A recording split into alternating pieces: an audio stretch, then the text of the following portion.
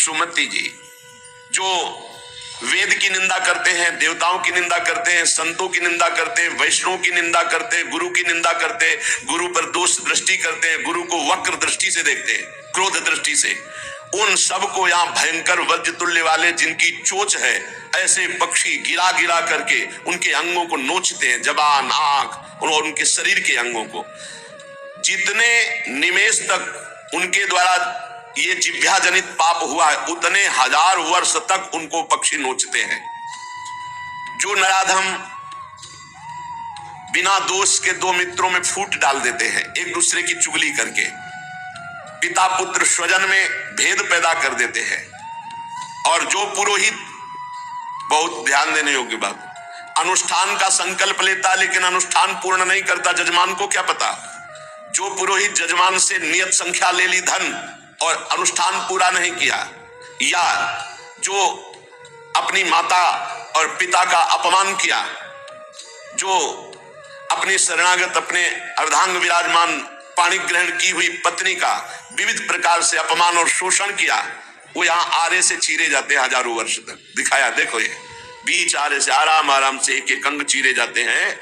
उस पुरोहित को भी दंड मिलता है, उस पुत्र को दंड मिलता है जो माता पिता का अपमान, उस पति को दंड मिलता है जो पत्नी का शोषण, उस पत्नी को दंड मिलता है जो पति से छल करती है। आप खुली आंख इनकी दुर्गति देख सकते हैं।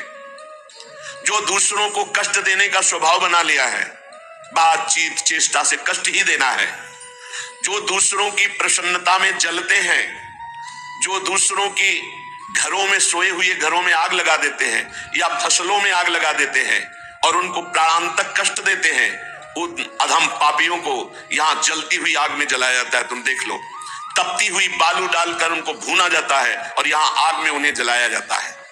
जो एक जगह निमंत्रण मिला, फिर दूसरी जगह निमंत्रण मिला, तो पहले निमंत्रण वाले को छोड़ करके दूसरे के यहाँ निमंत्रण पाकर फिर पहले वाले के यहाँ निमंत्रण पाने गया। ऐसा नहीं है, ये नर्क का कारण बन जाएगा। एक जगह निमंत्रण है, वहां गए, अगर हम भूखे हैं तो भूखे, नहीं मिला तो नहीं मिला, अब दूसरे दिन देखा जाएगा। 2 3 4 निमंत्रण, ऐसा नहीं। जो ब्रह्मर्षि किसी देव कार्य के लिए, पितृ कार्य के लिए यजमान के द्वारा निमंत्रित किया गया और वो दूसरी जगह भोजन कर लिया, दूसरे निमंत्रण को स्वीकार करके फिर उसके यहाँ भोजन करने गया, तो उसको यहाँ नरक में 2 टुकड़े करने वाला दंड मिलता, बार बार उसके 2 टुकड़े। ये बार बार बहुत जगह भंडारा, बहुत जगह निमंत्रण, ये ऐसा नहीं है, सिद्धांत है। तुम भूखे हो तो एक जगह चले जाओ और अपना पेट भरो, भजन करो। ये नहीं कि 5 जगह चले गए तो खूब दक्षिणा 5 जगह की मिली तो सुन लो। ये तस्मात् शास्त्रम प्रमाणम, ये शास्त्र है, मनमानी नहीं। पहले ऐसा कभी ब्रह्म ऋषि जन नहीं करते थे। 5 घरों में भिक्षा मांग लो, या निमंत्रण है तो एक जगह जाके पेट भर लो जो रूखा सूखा मिले। ये 14 जगह भंडारा, 14 जगह निमंत्रण, तो उसकी व्यवस्था है। ये नरकगामी बना देगा, बुद्धि भ्रष्ट हो जाएगी। जो सदैव कड़वी बातें बोलकर लोगों के दिल पर चोट पहुंचाते रहते हैं, कुछ लोगों का ऐसा स्वभाव होता है, जब बोलेंगे तो हृदय की पीड़ा प्रकट हो ही जाए, ऐसा उनका है। ऐसे हैं वो, ऐसे बोलते हैं कि अत्यंत पीड़ा दे। ऐसा करने वालों को यहाँ के पक्षी टूट पड़ते नरक में लाते हैं, नोच नोच करके उनको खाते हैं। जो यहाँ किसी की चुगली करता है, उसकी जिह्वा तेज छुरे से बार बार ऐसे ऐसे चीरी जाती है, फिर पूरी हो जाती है, फिर चीरी जाती है। जिन्होंने उद्दंडतावश अपने पूज्य जनों का अनादर किया, उनको मारा पीटा, गुरुजनों को, अपने गुरु को, माता को, पिता को, बाबा को, पितामह को, ये पूज्य जन है, ये गुरु के समान पूज्य है। जो अपने गुरुजनों को, पूज्य जनों को अनादर करता है, दंड देता है, मारता है, पीटता है, वो देखो ये कुंड बने हैं विष्ठा के, पीब के और मूत्र के। मूत्र का कुंड, विष्ठा का और पीब का, नीचे करके मुख उन्हीं कुंडों में डाल दिया जाता है, ऊपर से पैक कर दिया जाता है। हजारों वर्ष वही खाओ वही सड़ो, कितना भयानक कष्ट है। नीचे के मुख करके उसमें डाल दिया जाता है। जो लोग भोजन बनाने, बहुत ध्यान से सुनो, भोजन बनाना उद्देश्य रखो, यज्ञ है, यज्ञ के लिए भोजन बना रहे हैं। सबके हृदयों में भगवान है, पहले भोग लगाओ श्री भगवान का, फिर दरवाजे पर निकलो आसपास झांक के देखो, कोई पशु पक्षी, कोई मनुष्य, कोई संत महात्मा, कोई भूखा तो नहीं दिखाई दे रहा। अगर एक गाय है, कुत्ता भी है, तो घर से जाओ, रोटी लाओ, पहले उसे डालो भगवत स्वरूप मान करके पहले। फिर अपने घर में जो बड़े बूढ़े हैं सबसे पहले उनको पवाओ, बच्चे जो हैं उनको पवाओ। अच्छी अच्छी चीज तुम पालो, बड़े बूढ़े नहीं अभी आगे आएगा, उनको भी दंड मिलता है। तो जो रसोई बनाए तो उसे भाग लगाना चाहिए, देवता का भाग, अतिथि का भाग, कौवे का भाग, गाय का भाग, और अपने जो पूर्व के बुजुर्ग जन हैं पहले उनकी सेवा।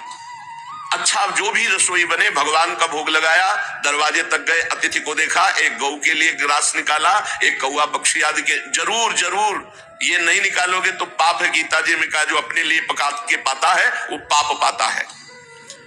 तो जो अभ्यागत अपने बुजुर्ग और अतिथि, अब कोई साधु महात्मा आया, माना कोई भी हो, वो दरवाजे में पुकारा, राधे श्याम, आप छुप नहीं सकते, आपको निकलना पड़ेगा।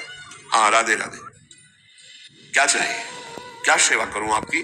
आप जल पिएंगे, आप भोजन पाएंगे? नहीं मुझे पैसा चाहिए। वो नहीं दे सकता, खत्म खेल, आपका आदर हो गया।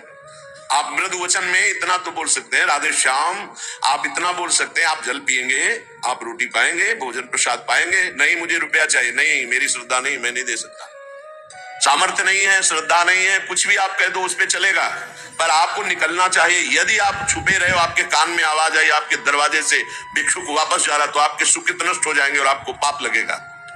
ये धर्म है, अतिथि देवो भव। देना ना देना वो आपके ऊपर की बात है, लेकिन मृदु वचन, जल और भोजन, ये तीन तो प्राय सब, नहीं कुछ है एक फल दे दे। अगर वो कहता मुझे भूख लगी है तो आप वहीं गेट के बाहर बैठे, परिचय नहीं है इसलिए, घर में जो सदस्य पुरुष वर्ग का उससे 2 रोटी भेज दीजिए। जो दुष्ट आए हुए अतिथि का अपमान कर देता है, अतिथि देवो भव, बड़ी महिमा है गृहस्थ धर्म में अतिथि सेवा, साधु सेवा की, उसे यहाँ पीब चाट चाट के पवाई जाती है नरक में, उनका बुरा हाल होता है। बहुत सावधान है, इसीलिए धर्मात्मा पुरुष एक एक कार्य को बहुत धर्मपूर्वक